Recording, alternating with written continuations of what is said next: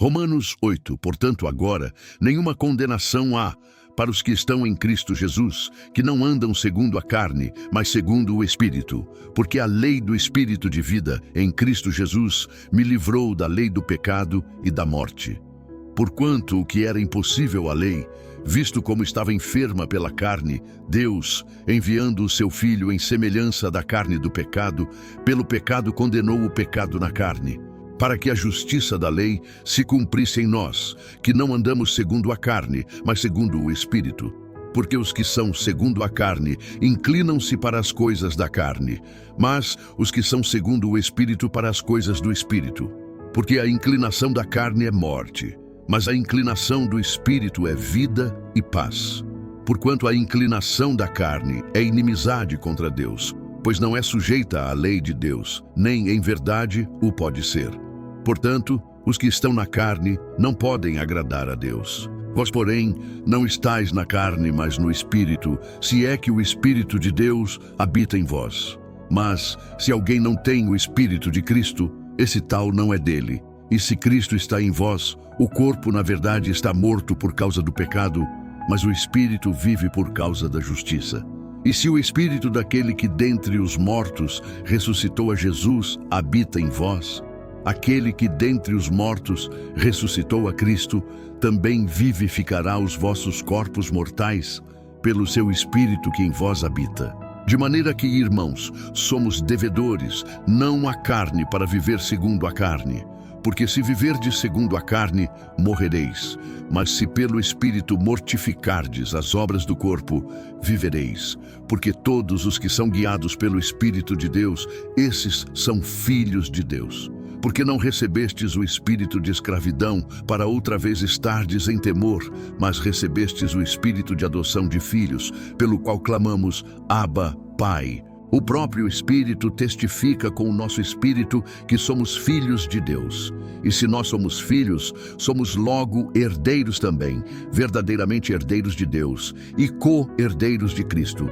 Se é certo que com Ele padecemos, para que também com Ele sejamos glorificados. Porque para mim, tenho por certo que as aflições deste tempo presente não são para comparar com a glória que em nós há de ser revelada.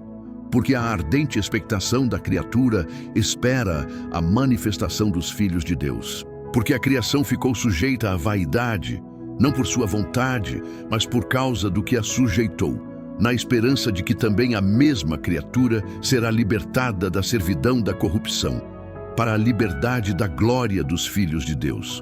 Porque sabemos que toda a criação geme e está juntamente com dores de parto até agora. E não só ela, mas nós mesmos, que temos as primícias do Espírito, também gememos em nós mesmos, esperando a adoção, a saber, a redenção do nosso corpo. Porque em esperança fomos salvos. Ora, a esperança que se vê não é esperança, porque o que alguém vê, como também o esperará. Mas, se esperamos o que não vemos, com paciência o esperamos. E da mesma maneira também o Espírito ajuda as nossas fraquezas. Porque não sabemos o que havemos de pedir como convém, mas o mesmo Espírito intercede por nós com gemidos inexprimíveis. E aquele que examina os corações sabe qual é a intenção do Espírito, e é Ele que, segundo Deus, intercede pelos santos. E sabemos que todas as coisas contribuem juntamente para o bem daqueles que amam a Deus, daqueles que são chamados segundo o seu propósito. Porque os que dantes conheceu, também os predestinou para serem conformes à imagem de seu Filho, a fim de que ele seja o primogênito entre muitos irmãos. E aos que predestinou a estes também chamou, e aos que chamou a estes também justificou, e aos que justificou a estes também glorificou. Que diremos, pois, a estas coisas? Se Deus é por nós, quem será contra nós?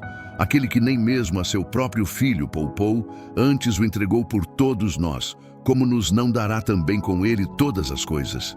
Quem intentará acusação contra os escolhidos de Deus?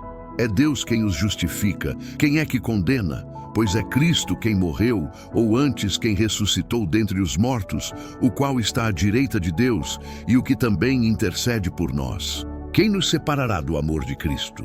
A tribulação, ou a angústia, ou a perseguição, ou a fome, ou a nudez, ou o perigo, ou a espada?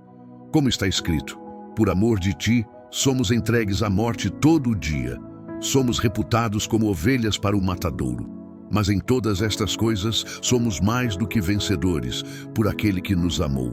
Porque estou certo de que nem a morte, nem a vida, nem os anjos, nem os principados, nem as potestades, nem o presente, nem o porvir, nem a altura, nem a profundidade, nem alguma outra criatura nos poderá separar do amor de Deus, que está em Cristo Jesus, nosso Senhor.